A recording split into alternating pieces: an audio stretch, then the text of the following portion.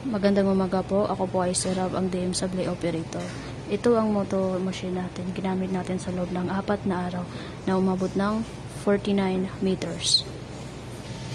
Ito po ang ating printer head. At ito naman po ang ating cupping. Head clean.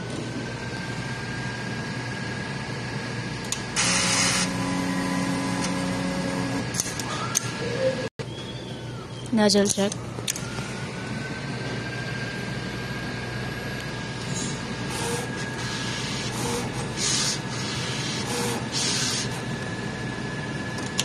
Yan po, okay naman po. Ito po ang ating AVR. Ang ating ink system naman po ay tama lang. Nasa 90%. At ito naman po ang ating Sublinova ink. Use at unused.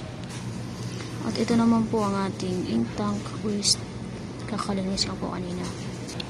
At ito naman po ang ating Subliroll inventory. Ating black ink, yellow, magenta, at cyan. At ito naman po ang ating daily maintenance, ang ating weekly maintenance.